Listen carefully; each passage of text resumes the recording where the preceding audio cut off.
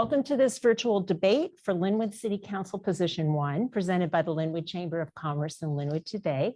My name is Teresa Whipple, publisher of Lynnwood Today, and I'll be moderating this debate today. And Chamber CEO Linda Jones will serve as our timekeeper. Thank you, Linda, for doing that. Thanks to our sponsors, Edmonds College, James Russell PLLC Certified Public Accountants and Business Advisors, and Office Tech.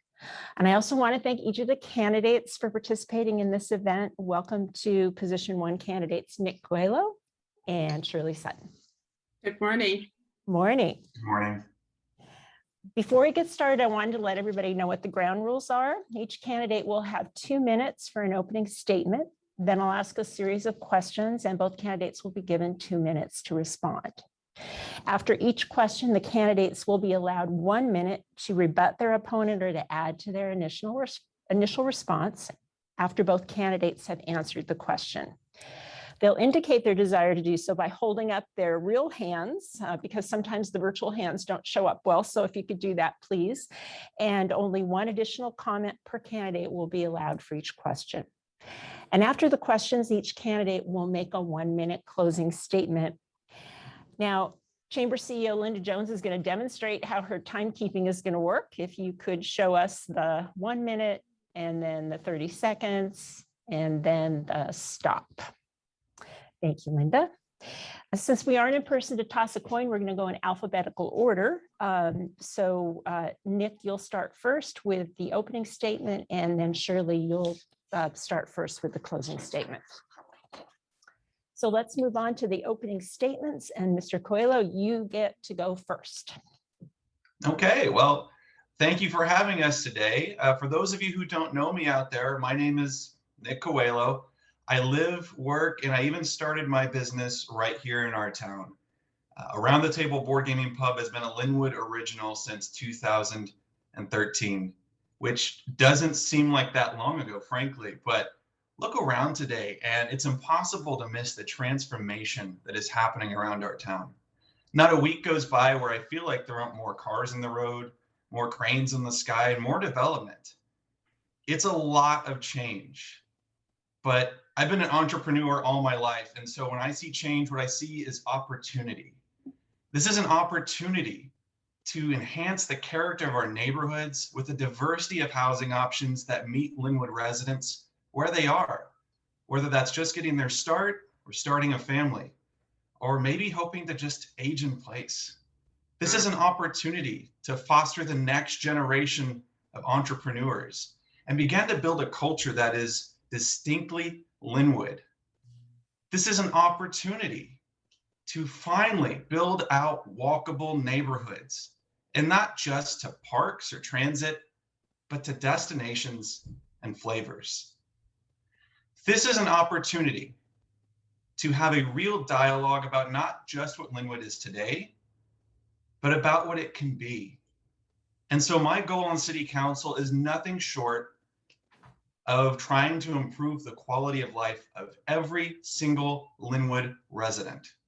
And I know it's a tall order. It sounds like a tall order when I say it out loud, but believe me, I've got the passion, I've got the energy, I have a collaborative leadership style, and I know I'll be able to work with the mayor and the rest of City Council to move us forward so we can prosper together. Thanks. Thank you. Ms. Sutton, your opening statement. Thank you very much. I appreciate it. You know, all my life I've worked with community to find solutions that support equity, well-being, sustainability, and improve public systems. My earlier experience on the Lynnwood City Council taught me that the interactions between our public network and the business community are essential for a vibrant local economy.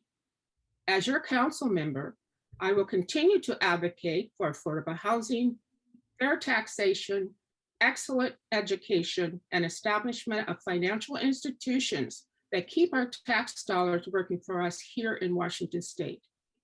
Private development has delivered skyrocketing rents, failed to respond to the market demand for housing that is priced consistently with income earned by the workforce.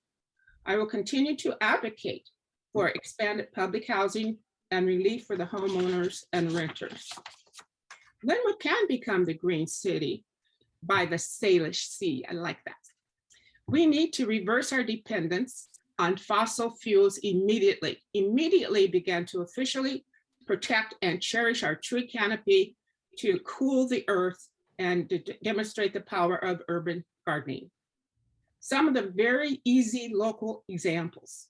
Our home appliance establishments can encourage homeowners to move away from fossil-fired appliances. Homeowners can install fossil-free heating systems. Roofers can install light-colored roofs. Our roofs can mimic the reflecting power of the glaciers we are losing to global warming. All of our public lighting can be LEED. We have the opportunity to grow our market share in sales of products and services and achieve prosperity through growth, development of our local economy. I will be proposing pathways to prosperity on the Lynnwood City Council and invite you to join me. Thank you very much. Our first question, and this one will go to Ms. Sutton. Yes. As Lynnwood prepares for a population boom with the arrival of Sound Transit's Lynnwood light rail, what do you say to longtime Lynnwood residents who fear they will be priced out of the city? Well, I guess my worry would be not only just the residents as such, but we'd have our homeless population that's not even included in any of these discussions that we've been talking about. And it's important for me to make sure that everybody has a chance to be able to articulate or at least ways share their anxiety, which is important, and understand the whole entire dynamic of what the difference is going to make in our entire city. And everybody's got to be at the table. We cannot afford to lose anyone. And just basically knowing that this is going to be an upsetting time for many because of the change, people have to understand how it's going to affect them. And it's important to know how we can help make their ease into this whole dynamic easier for them. So that's pretty much what I would do, is make sure that everybody's is on the same page, make sure that everybody understands and have their questions answered, and we go from there. Thank you very much. Mr. Kolho? I think there's going to be a lot of us saying, man, this is a complicated question, and maybe 2 minutes isn't even enough, even though that's more than we usually have to answer these debates. This is a situation that we could have seen coming a mile away, and it's really one of the reasons we need forward-thinking leadership in our city council. We have to acknowledge the city's role in creating the affordable housing crisis. And it's something that's not just affecting Lynnwood, it's not just affecting places near light rail, it's affecting the entire Puget Sound, many parts of Washington State, and frankly, many parts of the world. This is going to be a difficult challenge. And so on the one hand, we need to make sure we're going to have clear communications. Like Shirley said there, we need our residents to know what's happening way ahead of time, enhance our kind of activist outreach to them so they know the pressures that are coming. Beyond that, we then need to enhance our partnerships with places like the VOA, which offer rent assistance, and other organizations that help with, potential people trying to prevent temporary evictions. It's much easier to deal with homelessness before it happens, is a line that often gets thrown around, and there are some great organizations that work on that behalf. Finally, we need to acknowledge that our zoning and our building codes have directly contributed to this problem. And the very reason we're having this discussion is because 5, 10, 20 years ago, when they were talking about these projects, we did not have the foresight to begin to rethink the fundamental structures that build our neighborhoods. And because of that, we're now having this debate. And that's really unfortunate. I don't want 5, 10 years to go by and we're still talking about this. Thank you very much. Ms. Sutton, did you have anything else to add? No, I do agree with Nick. I think it's nice to have these kinds of debates going back and forth because each of us have maybe a little different way of arriving to the same solution.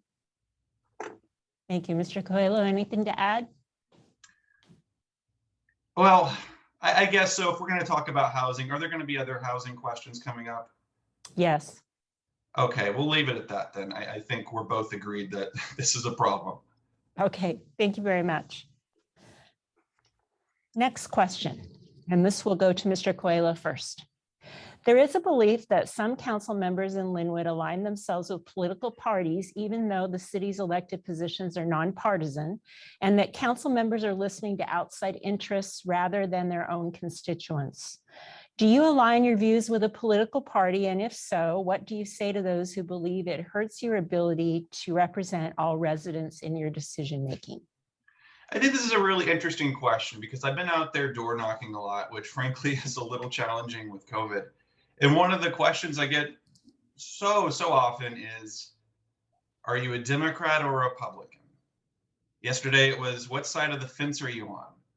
And things like that. And I think that's really unfortunate because there's a toxic kind of national partisanship that's going on. And we don't need that in our city. In fact, that's one of the reasons I have not sought nor been endorsed by any political party.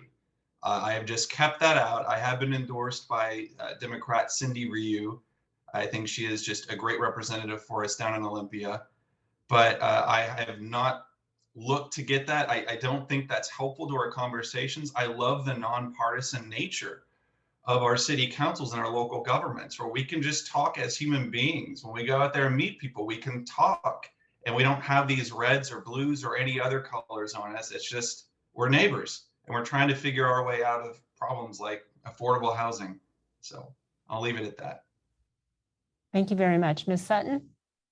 Yes, I agree with there is a division that is definitely really profound. And I think it's not just here in our city, but the whole world has seen the devastation that's been going on, people labeling each other, not helping each other.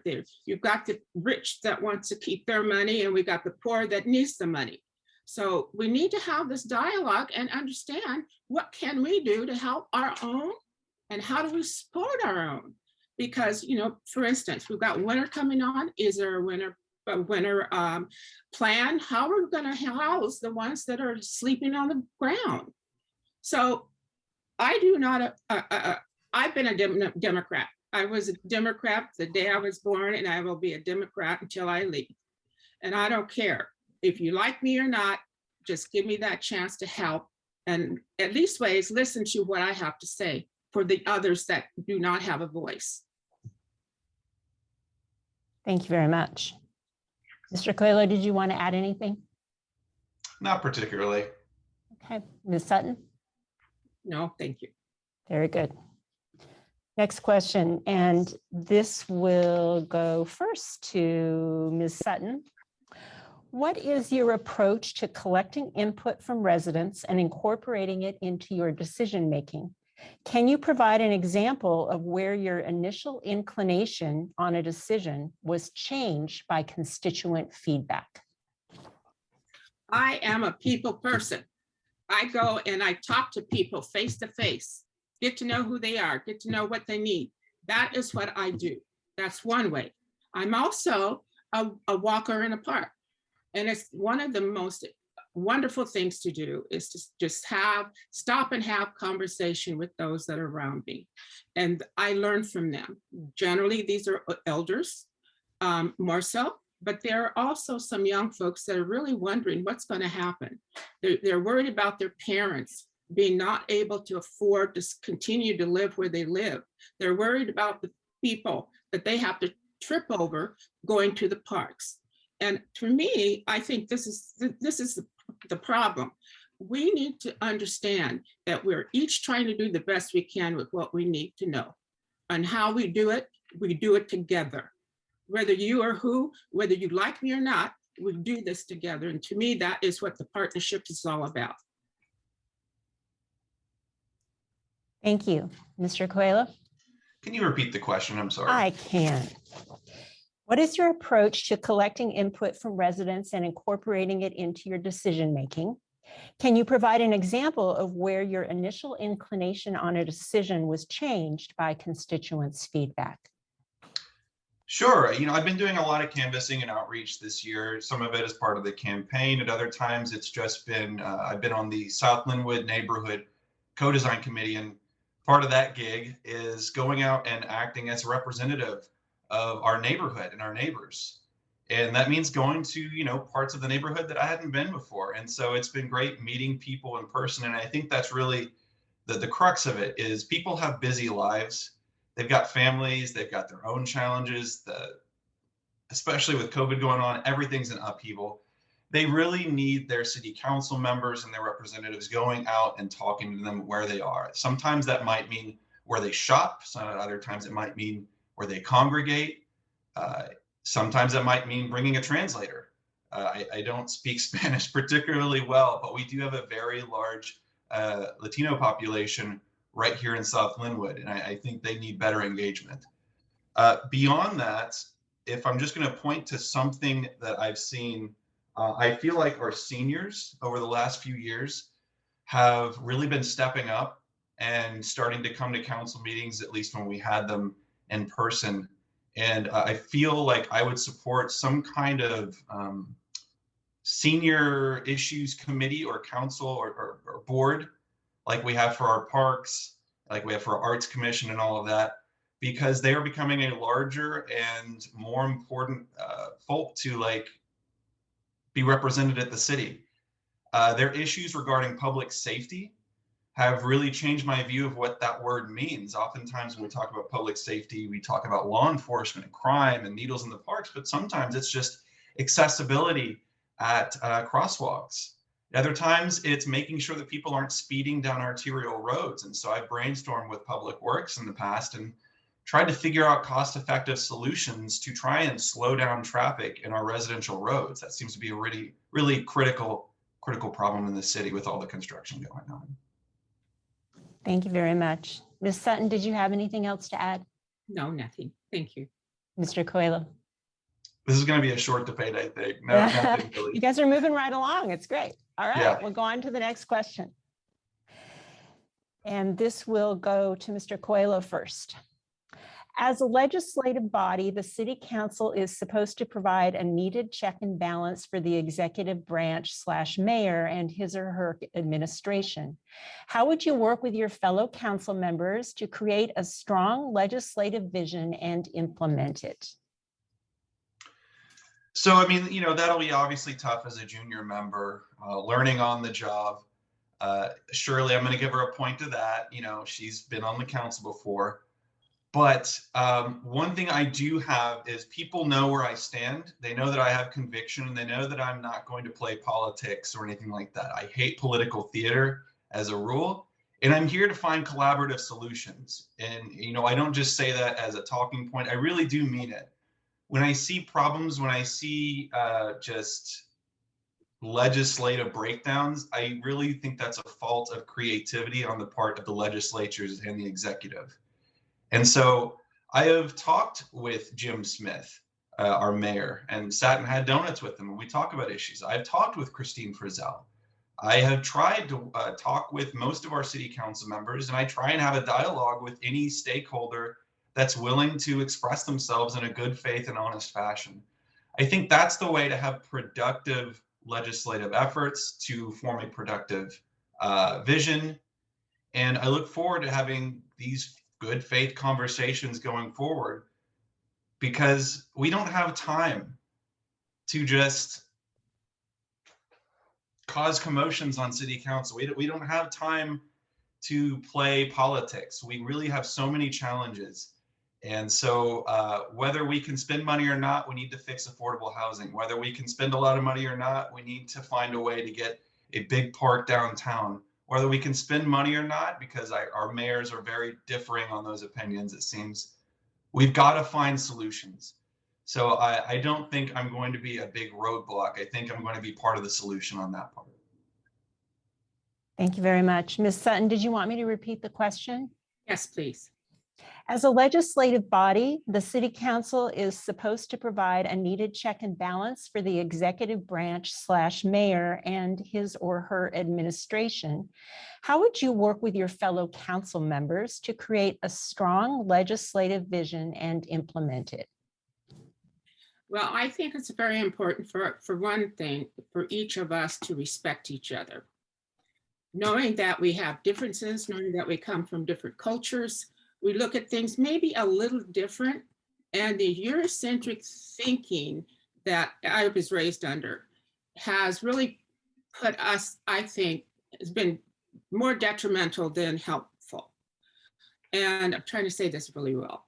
And so with that, I think we need to also understand that there's a population of folks out there that don't know the questions. They don't know how to answer. They don't know how to ask for things. And we have to be a little bit more sensitive, I think, not only with each other, but also with the people that we represent in our community. There's so much division going on, and it need not happen. I want to see our Hispanic families come together. I want to see all of us come together, our homeless come together, to let us see how we can best. This is about them. It isn't about me. It should never be about a council person. It should always be about our community and the people that are in here paying their little money. If you don't have money, you maybe can put a penny in. You know what I'm saying? That is why we've got the situation that we have now. We've been talking about the homeless. We've been talking about how we can help our seniors. We need to stop talking and doing. And that's how I look at this. This is coming to a crucial time in our lives. There's nothing going to be normal about what we do in the past. We've got to think for the future and move forward. Thank you very much. Mr. Kolho, did you have anything to add? Sure. The thing I just left out of that before was that I do bring a bunch of unique qualities and perspectives to the council. Currently, the city of Lynnwood has, I think, 50% of its population are renters. We don't have any renting representation on the city council. That's a big gap in the knowledge of our city council. I am a millennial. And people like to joke about avocado toast, and yeah, I do like avocado toast. But there's a lot of things that are younger 30s, 20s, 30s, early 40s folks. They have things they want to say. They have different views on things. They're trying to start families. They're trying to get their first homes.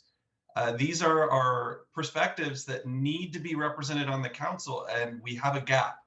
And I've always been of the belief that the more broad the representation on the council, the better the legislative solution will be.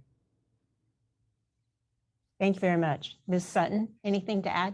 I'd like to say this. It's important really to bring everybody to the table. And I keep saying that because we have wonderful partnerships already established with different agencies around us who know probably better than we do. And so it's important also to bring them to the table for their advice so we can understand more what our job needs to be. Thank you. Thank you very much. Next question, and this will go to Ms. Sutton first. The Lynnwood City Council recently voted to approve a $69 million community justice center, expanding the city's police department, jail, and municipal courts. The project has been planned for years, but many who do not follow local news only recently found out about it.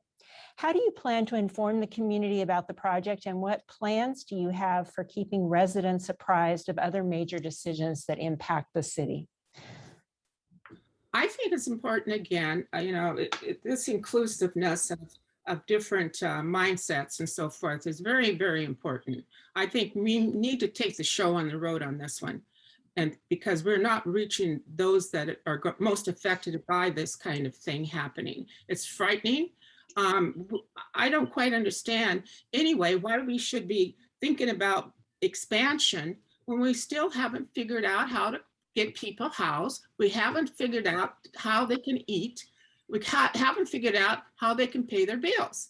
So I understand the sensitivity around this whole thing, but I also think, given credit to our police department, that they are burdened with things that they should not be burdened with. Most of our people might need mental health problems. They might need to have references to food sources or what have you. Some of these things that we're asking them to do is unfair. And I think we need to pull pull the plug on this and be really careful on how we handle this. Because if we're thinking that this is going to be a godsend or a lot of money coming to the city, I don't think so. Not for this. So that's when people say, well, we need to defund our police officers. It's not defunding, it's sharing. It's helping them get away from the things that they should not even be handling to help this community. It's not meant for punishment. I don't look at it as that. But also the correctional institutions, they have their own place. They have their own plans. I worked for the correctional institution. I taught school in the correctional institutions. I know what they can do and what they can't do. And I think, again, this means bringing people to the table. The individuals that are going to be directly affected by this need to come and hear, ask their questions, and understand where we understand this is what their thinking is, not for us to think for them. Thank you very much. Mr. Kolho, do you need me to repeat the question? This is more about outreach, right? That's what we're talking about? Yes. Okay. Yeah, really what I think this comes down to is the trust gap that has developed between ordinary folks and their civic institutions. And I think this is where representation, very activist representation, comes into play. I have tried really, really hard over the course of this campaign to set a good example and always make myself accessible. I do a weekly 1-hour Q&A on my Zoom. You can find it at nickforlynnwood.com/Zoom. I answer any and all questions. I've had some really fun conversations with folks where we can talk about this stuff for 30, 40 minutes, because frankly, sometimes these issues are just complicated. And sometimes they're also kind of boring when we're just talking about money being spent and all of that jazz. What it comes down to, though, is then our representatives need to be informed. And again, I've tried really hard to sit down with stakeholders, sit down with people who are getting involved, and figure out exactly what's going on so I can be the most articulate voice for people who are wanting to learn more about their government, learn more about the Community Justice Center, learn more about the supporting services it's going to provide. I just sat down with Lauren Davis, our representative, yesterday, and went over for half an hour over the mental health component she's advocating to get more information on that so I can be more articulate about it when I'm talking to residents as I'm knocking on doors, because there are a lot of questions I've been getting about the Community Justice Center. This goes back to, again, getting out there, going to where people are. Sometimes that means their homes. Sometimes that means at Trader Joe's. Being accessible, being informed, being an articulate representative, that's what it's about. Thank you very much. Ms. Sutton, did you have anything you wanted to add? No, thank you. Mr. Kolho? No. Okay, move on. And this question will go to Mr. Kolho first. The city of Lynnwood was allocated $10.9 million in American Rescue Plan Act funds to be paid over 2 years. So far, the city has spent $882,000 to fill some vacant city staff positions, make technology improvements for streaming public meetings, and purchase police-worn body cameras. How else should the city spend the federal relief funds? There are a lot of ideas. I'm the chair of the city's Parks and Recreations Board. I've been there for almost 2 years and have served for almost 3. But right now, the city, to its credit, is working with all of its, I think, 8 or 9 citizen boards, and is giving us a chance to do some outreach, represent our communities, and bring that back to the council for deliberation. That's great. We don't want just people at the top who don't know everything to make these kinds of decisions for money that's being spent on behalf of the citizens. So if there's 2 things I know, one, finding some way to fund some sort of childcare for the next few years would be huge. We're seeing in record numbers dual income households having to become single income households because childcare is just so expensive. And that's leading to things like the eviction crisis. It's leading to things like largely degraded quality of life. That's really unfortunate. I think we can do better, and I think these resources would be well spent. Any plan we have needs to include childcare in some method. The other thing I would say is take this opportunity to invest in our park capital funds. That's a little bit of jargon there, but the idea here is to put money aside for one of the most important infrastructure projects in our city, which is our city center town square park. These funds are necessary to get and unlock grant funds that can actually multiply the amount of money for these kinds of expensive infrastructure projects. And there is maintenance that we're going to have to do down the line, but getting that first jolt of money is so critical. And the longer we wait, the smaller that park's going to be. And we need to have a center of gravity downtown to keep the thousands of new residents who are going to be in city center from needing to get in their cars, drive on our roads, congest, create traffic, degrade our roadways. There's a whole line of things that need to happen. And these, I think, are two good ways to spend that money. Thank you very much. Ms. Sutton, did you need me to repeat the question? No, thank you. I understand it. Thank you. You know, I worked for Edmonds Community College for a number of years, 13 actually. Developed programs for the students that really,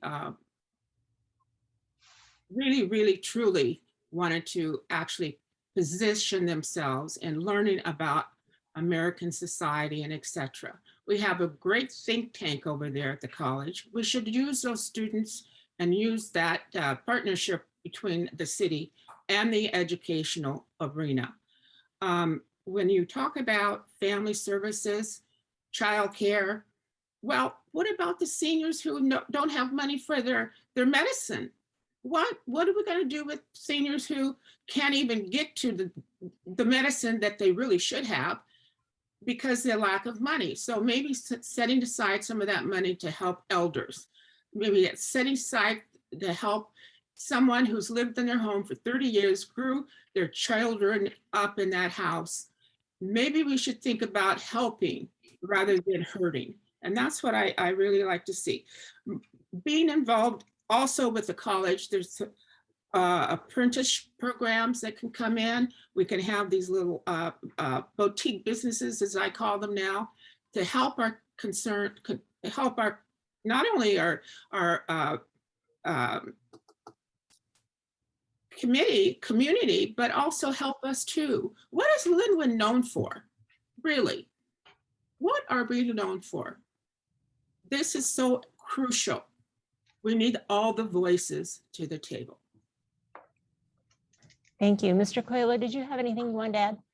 Yeah, you know, this is a one-time opportunity to spend this money, and I think we need to be very thoughtful about it. And I don't want us to just spend it for the sake of spending it. And so I hear things like, you know, senior assistance, and I agree that would be great. I hear apprenticeship programs. I think that's great, but I don't really know what that has to do with COVID and its impacts. Our park system has seen a huge uptick in use over this year. People have been using it as their playgrounds. People have been needing to get out of the house. People have been needing to recreate.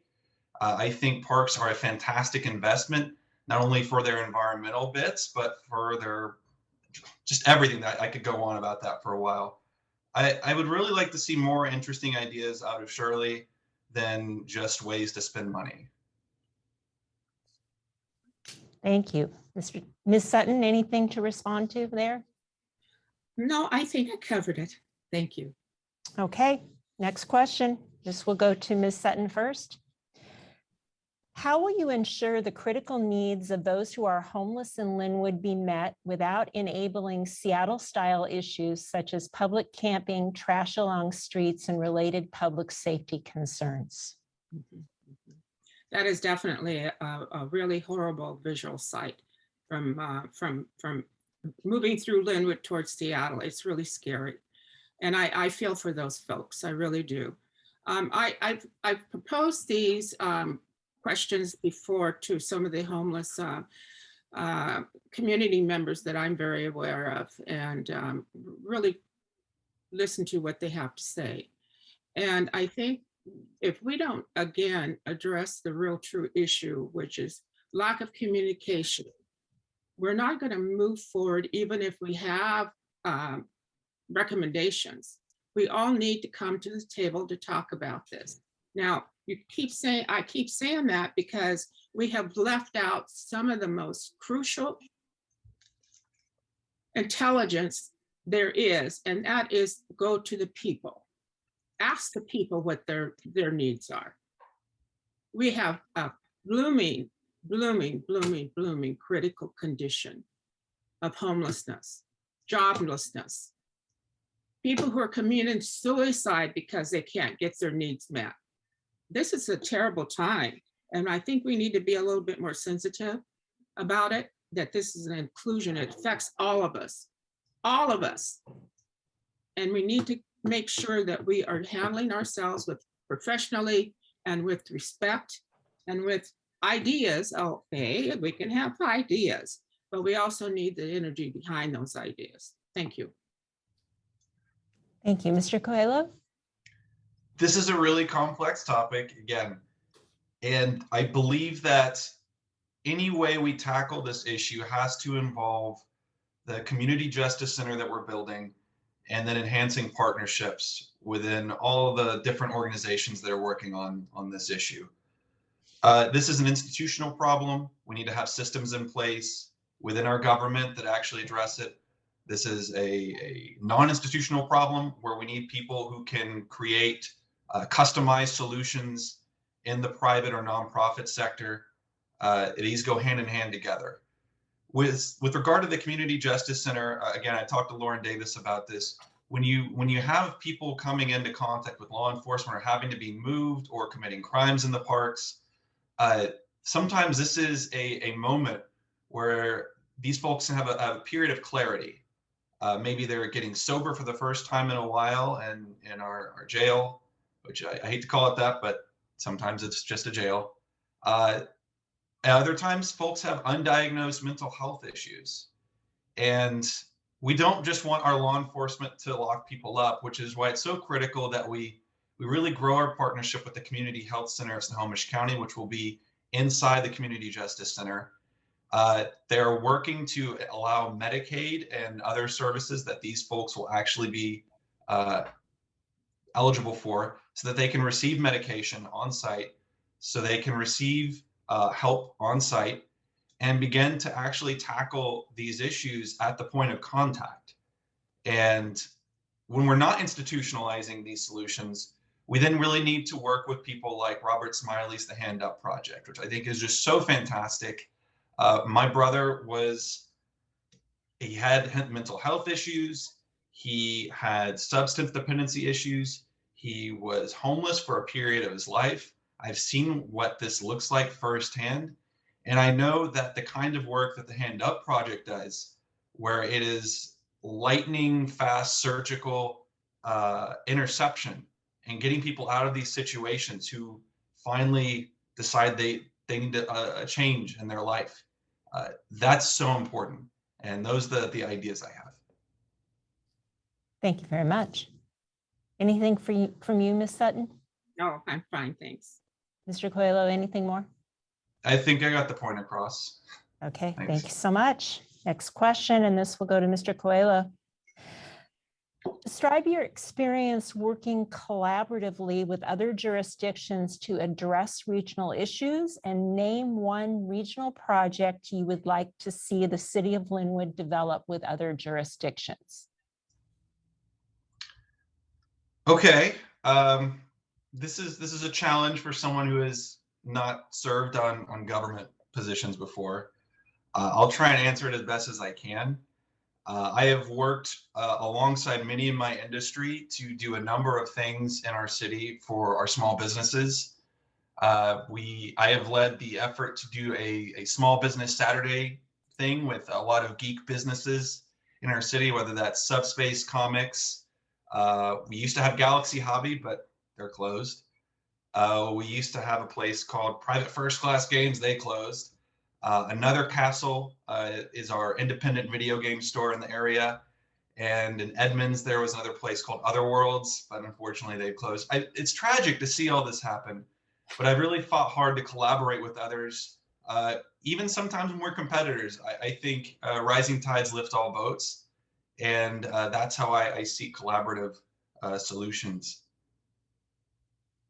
What else have I done that's worked with regional groups? My time on the Parks and Recreations Board has allowed us to work with different developers who have worked within the region. Merlin Geyer is a developer of Northline Village, and on my time on the board, we were able to provide invaluable insight into what kind of parks and green spaces should really benefit our community. And I think that's really enhanced the type of facilities they're going to provide our citizens once they start developing in the next few years.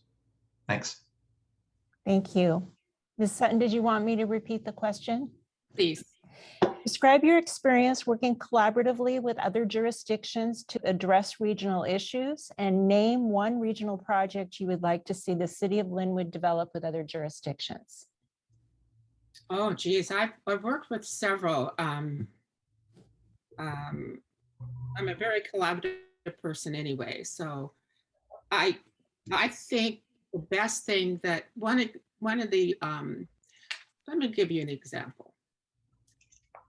While I was at the college, I remember so clearly having students come to me who were afraid of expressing who they were, expressing that they didn't fit in because of the fact they were from the gay community. It's just really heartbreaking when people are sitting in front of you, especially young students, because they can't figure it out at that point in time. So what I did was I decided that, okay, they need to have their own voice. So we developed a program. We developed a program where we put on productions before. This was way before it was okay to come gay.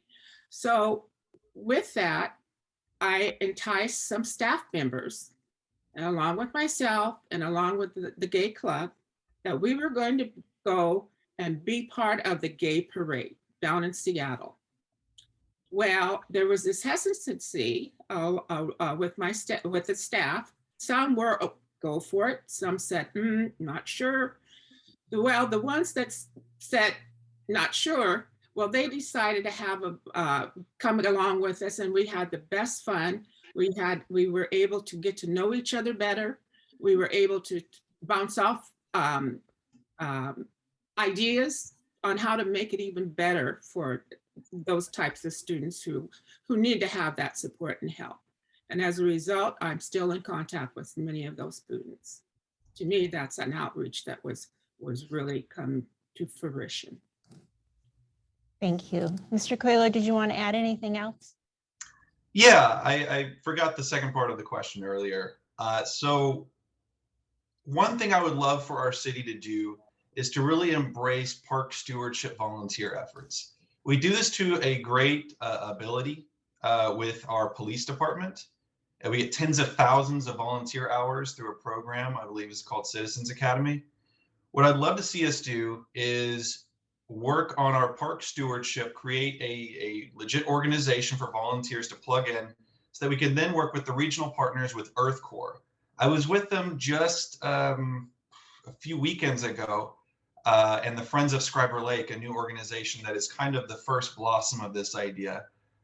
We were out there with, I think, 2, maybe almost 3 dozen folks from around the area, including local businesses like Experience Momentum, and cleaning up invasive species from our parks.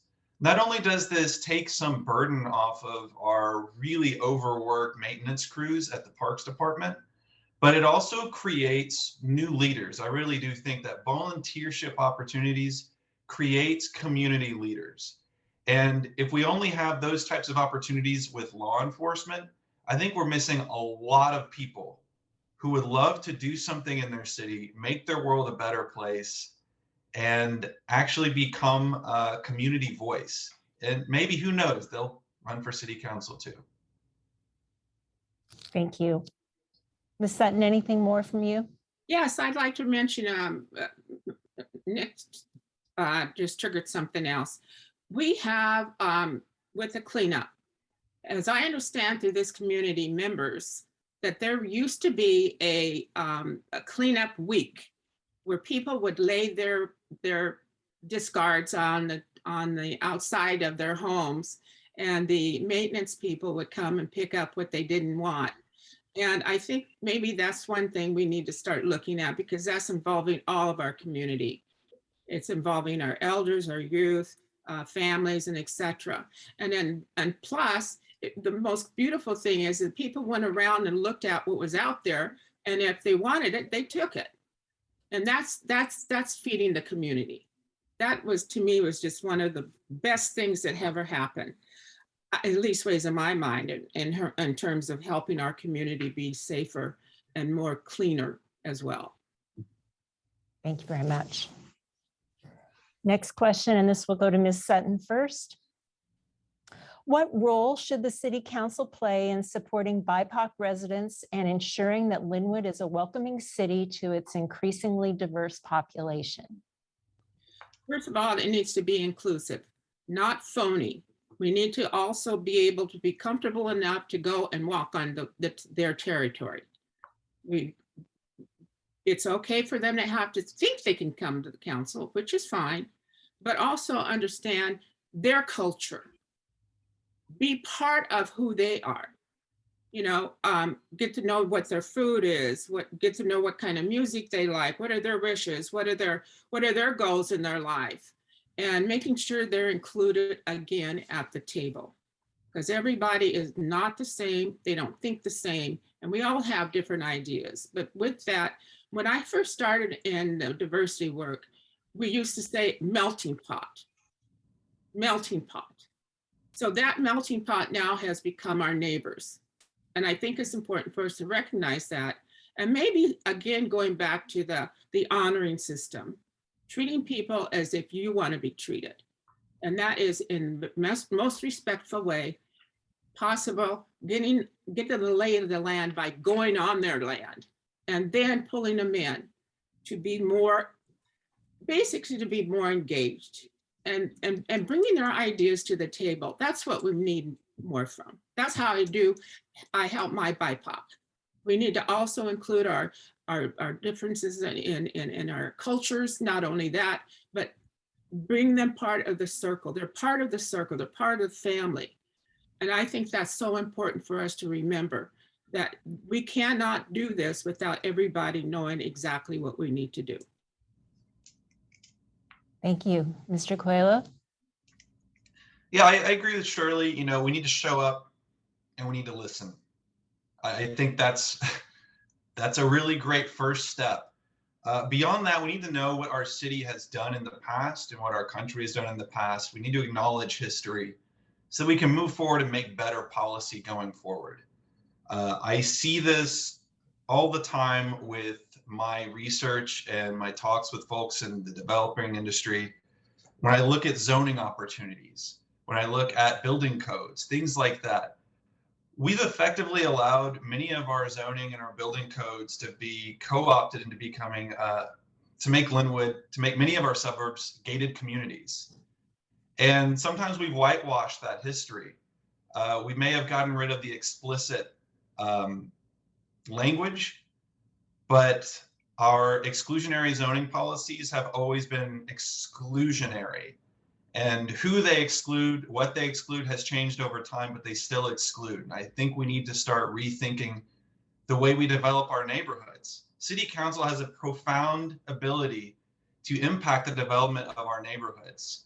We need to acknowledge that, we need to respect it, and we need to use those, I don't want to say powers, there's a superhero thing behind me, but we need to acknowledge those powers and use them responsibly and not allow them to be weaponized. We need to acknowledge that many in the BIPOC community were left out of home wealth generation for decades and decades, if not a century. And so a lot of them are struggling to get their first homes or are living in existing affordable housing. Most people who aren't in the developer industry don't know it, but most housing inventory has a 60 to 80-year lifespan, just like your car. At some point in that 20-year period, something usually breaks down. The buildings have to be rebuilt, and they have to be built up to a new code that's probably changed over the last decades. If we don't acknowledge that these zoning policies that the city controls, that these building codes that the city controls contribute to housing and affordability, if we don't acknowledge that it restricts the ability of people to get generational wealth from having modest new starter homes being built, then we aren't going to solve this problem, and we're going to just persist with the inequities. Thank you. Ms. Sutton, did you have anything you wanted to add? No, I don't. Thank you. Mr. Kolho? No, I'm good. Thank you. Okay, thank you. Next question, this will go to Mr. Kolho. If elected, what will be your spending priorities in the next budget? I have campaigned on really pushing forward with properly funding our parks. I have campaigned on being forward thinking. And so that's going to require us putting money aside for infrastructure projects. That's just going to have to happen. Our city is growing at an incredible rate. I believe the census is coming out and saying we're growing faster than we thought we were. We have a lot of new residents who are going to be moving into this downtown core, the city center. And when I talk to people around town, when I'm knocking on doors, they still go, what city center? What do you mean when you say downtown? And I explained to them what Northline Village, the new development that Merlin Geyer is building right across from the light rail station. I start talking to them about the thousands of new homes and apartments and hopefully condos that are going to be built downtown over the next 10 to 15 years. And they all start to worry about where all those cars are going to go.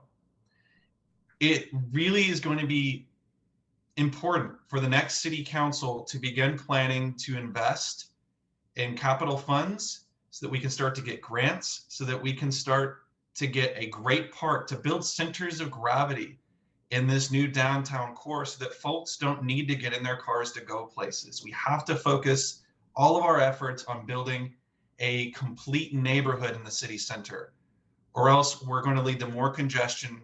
We're going to lead to more road use. We're going to lead to more infrastructure spending down the road just to maintain the roads. Double metaphor. That's why I'm forward thinking. That's why it's so critical. Otherwise, we're just going to be raising taxes in the future to keep the same services. And I don't think that's really a winning argument for any policy. Thank you. Ms. Sutton, if elected, what would be your spending priorities in the next budget? I think my spending priorities would be, again, really putting our infrastructure in place that we are addressing all the needs of our population. It's a hard thing. I mean, none of us have a magic wand that we can, it would be nice. All we had to do is just boop, and it's done. But unfortunately, it isn't like that. We've been talking about doing the waste treatment plant for so long.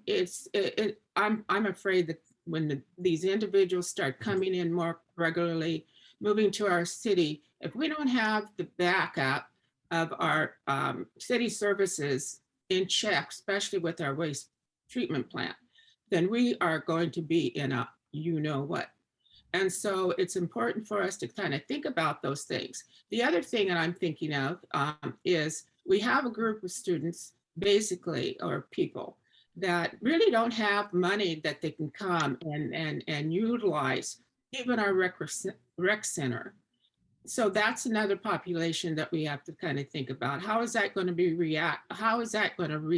reacted to when we can come up with enough money that we can help individuals enjoy some of the things that we do and not shut them out.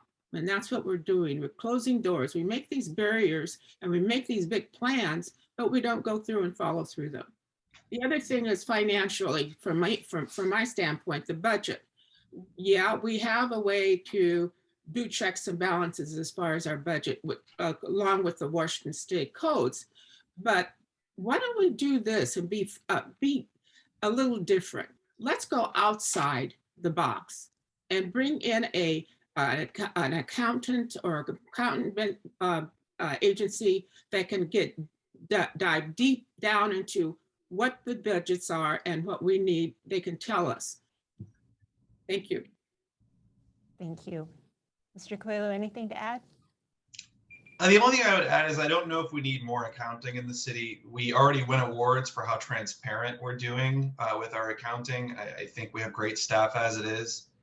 I think it really comes down to making sure that we are making smart investments now so that we're not spending more to make up for the mistakes of the past and the future as we're seeing today. Thank you. Ms. Sutton? I agree with you, Nick, but we also need to know what the professional standard is. And if we're not including the outer, I'm saying like the CPAs, if you're a CPA, it's a different thing than a bookkeeper, okay? And we need to know what that difference is. And I think an audit needs to be happening. We have not had an outside audit from a private agency in years that I know. We need to have a benchmark. We need to have a correct way to start the dialogue and pushing these things forward. And so, okay, thanks. Thank you. Next question, and this will go to Ms. Sutton first. Define affordable housing using your definition of affordable and give an example of a successful project in a similar city where it has worked. I think the housing question, my 8 years on the state of homeless council, state level homeless council, taught me that private development has failed to respond to the market demand of low-cost housing. Rather, it has delivered skyrocketing rents for high-end housing targeted to wealthy workers. But 44% of our workforce is only earning minimum wage and cannot afford this housing.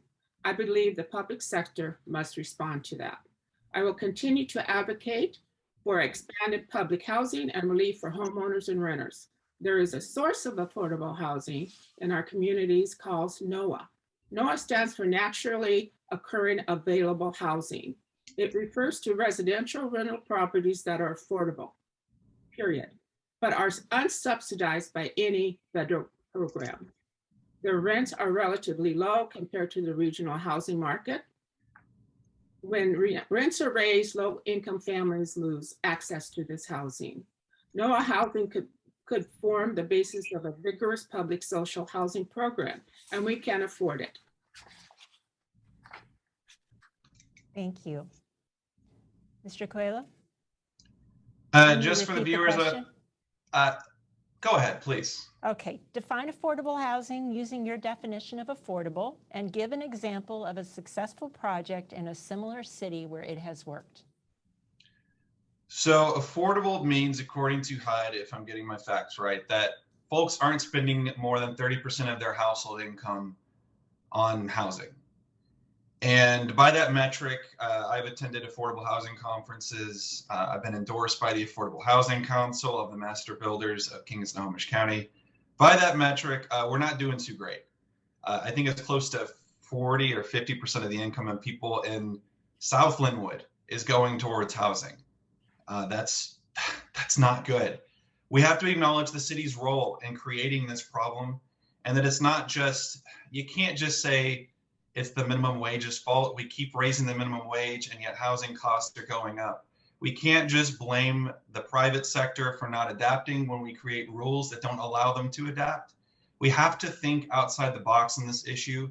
We're seeing it in Oregon, we're seeing it in California. We're seeing lots of interesting novel ideas changing the way we do land use, changing the way we do parcel sizes, changing the way we allow the private sector to actually adapt to a new missing middle of housing. We don't really allow duplexes to pencil out in this city. A lot of the apartment buildings and multifamily buildings in our city today that are existing affordable housing, meaning old, are no longer legal to build in the same way. We have seen how we've seen with Whispering Pines, even just a great example, a Section 8 affordable housing facility. They wanted to rebuild, And my opponent voted no to allow them to have an exemption to rebuild to the same density. I think she does need to answer for that mistake. I'm sure she has something lined up. That was really unfortunate. She almost jeopardized the whole project with her deciding vote. And yeah, I really think that's unfortunate. Thank you. Ms. Sutton, do you have a response? No, I do not. Okay. Anything else, Mr. Kolho? Sure. If we're going to talk about different types of affordable housing, I just want to mention a project that opened up maybe 5-6 years ago down in Seattle called The Roost. It's a micro housing, a communal housing development. They had a small plot of land, not bigger than the rental home that I'm currently living in with myself, my wife, and our cat. And they managed to fit dozens of units in there in a way that people could afford it on a single income, but actually be near downtown Seattle and near an arts university. They actually attracted an arts clientele. And so the communal shared spaces actually benefited the whole area. They had a gallery on the bottom floor and they made it work.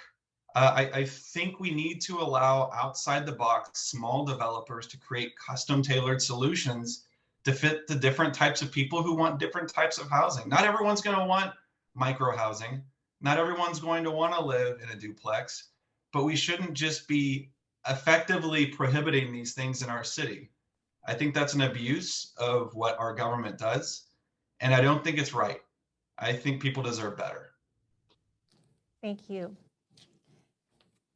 Next question, and this will go to Mr. Kolho. Since the council has returned to holding its public meetings remotely in light of the COVID-19 pandemic, what ideas do you have for ensuring that city council members remain accessible to the public? It costs $16 per council member, and it's called Zoom. That's what I've been doing my entire campaign. I've had a weekly Zoom where I've done Q&As with folks. Obviously, you need to let people know how to reach it. And that can involve just walking the neighborhood and dropping little flyers off. That's what we've been doing. And the engagement has been really awesome. I've been able to explore issues with residents. They've been to express themselves in a candid and not super public setting. It's not like they're up being judged by 8 people on the council and everybody watching. It's just, a nice conversation. You can call that a fireside chat. You can call it whatever you want. But I think just conversations, dialogues with people, exploring issues together, I think that's where we can increase accessibility. And I think we should use this wonderful technology to push forward with that. Thank you. Ms. Sutton? I agree. We do have the ability for technology, but there are some people, some homes don't have that. They don't have that. Because for whatever reason, they're not able to afford it. They're not able to pay for it, actually. So we have to think about other ways in maybe writing articles, letters to the editor, have them printed in the free magazine or newsletter, Lynnwood Times, I believe. I hope I said it right. And that's one way. We have to reach as many people as we can in a way that they can understand. And having computers and electronics and things like that, not every home can afford anything like that. So at their churches, that's another thing that we can, be receptive to. I go to different churches because I like it and I like to meet the people and get their ideas and so forth. So there's a way that we can really talk and get their ideas. And it doesn't have to be sitting in front of a TV set. Out there mingling where we should be as council people. And that's what it's all about. It's just, to me, it's being exposed to the wants of our community, the needs of our community, and being also open to and unafraid. As a council person, we are going to get hit up a lot by naysayers. And let me tell you something, leave those naysayers alone. Move on. Thank you. So, Mr. Kolho, do you have any thing to add to that last question? No, I think we're both in agreement on that one. Okay. Ms. Sutton, anything else? Okay, we'll move on to the next one. Ms. Sutton, you'll go first on this one. As more development occurs in Lynnwood, it also means the removal of trees from our city. Do you have ideas for protecting the city's tree canopy? I think it's very important for us not to be bullied by contractors who come in and have a specific arrangement, and then all of a sudden they turn around and now we don't have any trees. It's important for us to protect those trees because that is where we need to have them. We need to have our trees. I have witnessed time and time and again where contractors have gone in, changed the specs without the right people knowing it, and then they end up stripping the land of something that was so valuable and hard to grow back again. I also feel that we need to be more a manager basically when it comes to our environment. And there's a way that we can do that by simply just being on top of it as council people and staff, because staff and the departments know what's going on.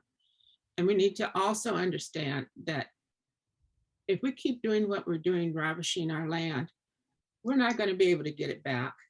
We're not going to be able to get it back. And that really, not in our lifetime. And so I'm for making sure that our nature is taken care of, the birds are taken care of, they have something that we can hang on to and move toward being progressive, but yet being very inclusive. Thank you. Mr. Kolho? Can you repeat the question again? Yes. Sorry. As more development occurs in Lynnwood, it also means the removal of trees from our city. Do you have ideas for protecting the city's tree canopy?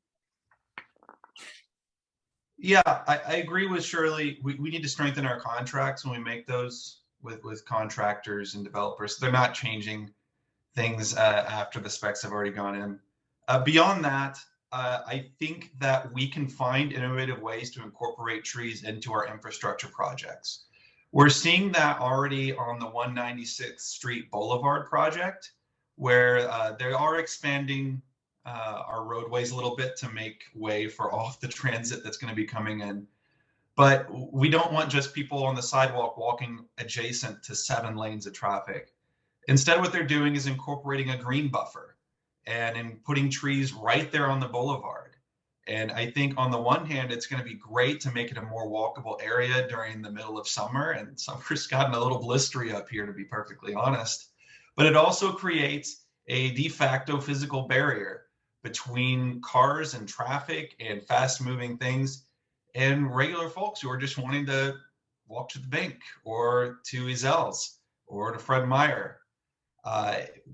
When you put that in conjunction with putting our power lines underground, it's going to make a gorgeous area that is safer for pedestrians, better for the environment. And as long as we're actually funding our parks maintenance teams, it's going to maintain its beautiful view. I think that's really all I've got to say, other than our campaign went carbon neutral just last week, and I'm really proud of that. So yeah, environmentalism is big on my agenda, and I want to continue to promote a green Lynnwood. Thank you. Ms. Sutton, anything more from you? No, thank you. Mr. Kolho, anything more? No. All right, we are on to the final question.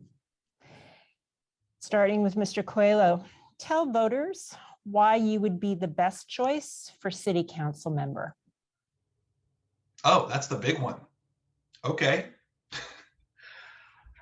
If I haven't made it clear already, I'm an ideas guy. I love doing research. I bring a lot of different diverse perspectives to the council. I have a collaborative approach to leadership that creates win-win solutions. I look for the structures that create the problems themselves rather than just looking at addressing the symptoms, which is all too easy to do in politics. I'm not looking for a merit badge to say that I'm a city council member and I decreased taxes by $20 last year. I'm looking for significant, real structural change that is going to enhance the quality of life of everybody in Lynnwood. When I look at on affordability, I look at more than just housing. I look at the cost of living. And we can find many, many ways to solve these issues. We're fortunate to live in such a crazy, cool, innovative world. We don't have to reinvent the wheel every time we look for a solution. And so I actively go out and seek out great solutions and great ideas and great concepts from other countries, from other cities, from other regions. I want to bring that kind of innovation, that kind of creativity, that passion to City Council. Thank you. Ms. Sutton? I'd like to say my 8 years in the State of Washington Homeless Commission taught me that securing housing is fundamental to stabilizing people's lives. Private development has failed to respond to the market demand for low-cost housing. Rather, it has delivered skyrocketing rents for high-end housing targeted to wealthy workers. But 44% of our workforce is only earning minimum wage and cannot afford this housing. And I believe the public sector must respond. I will continue to advocate for expanded public housing and relief for homeowners and renters. There is a source of affordable housing in our communities. We have other partnerships that are available for us to collaborate with and bring on board and for us to learn from. And I think that that's the key, is that we all are looked upon as being in a training period. And so we need to have those voices around us to help us formalize the best thing that we need to be doing to keep our community healthy and happy. And so with that, I'm going to say that I have enjoyed this very well. I think I've learned something from you, Nick. I hope you've learned something from me. And that's the way it should be. We need to learn from each other. And I agree. The only way we're going to make it through this, progress through this, is that we have to have as many people at the table to tell us what they need to have. And we are the ones that to respond to make it happen. Thank you.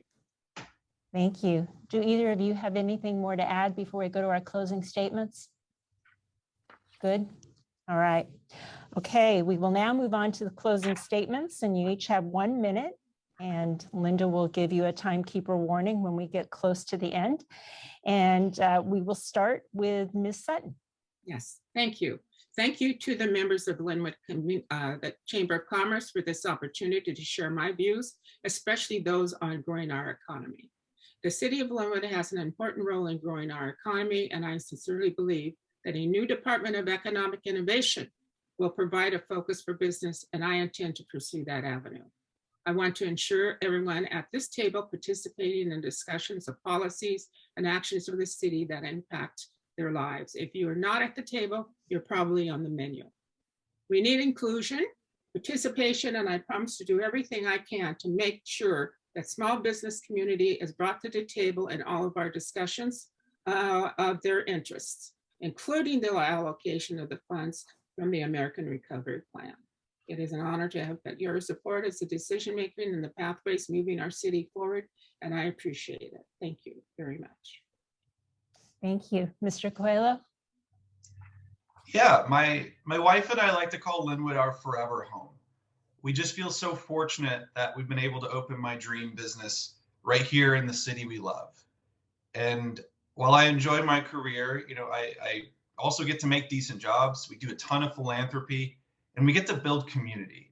I just love that we have spaces in our city for small businesses like mine to thrive. And I really want there to be more of them, which is why when you hear me talk about zoning, when you hear me talk about gentle density in neighborhoods, when you hear me talk about entrepreneurship, it's all about creating more of these spaces to let our communities create the culture they want to see. I've served on a number of boards and commissions. My passion for doing good has earned me the support of so many in our community already, from our mayor, city council members, both current and former, elected representatives in Olympia, organizations that advocate for our essential workers and affordable housing, our firemen, our firefighters and our police. I'd be honored if you two pick Nick this November so we can move forward and prosper together. Thank you very much. I want to again thank you both for being here. I know how busy your schedules are as we get close to the election, and we really appreciate it. Also want to thank Linda Jones for her outstanding job keeping time today. That's not an easy job. And again, just appreciation again to our sponsors, Edmonds College, James Russell PLLC, and Office Tech. And reminder that ballots will be in the mail soon, October 14th for the November 2nd general election. So please remember to vote. And thank you again both for participating today. Thank you for having me. Thank you. Thank you.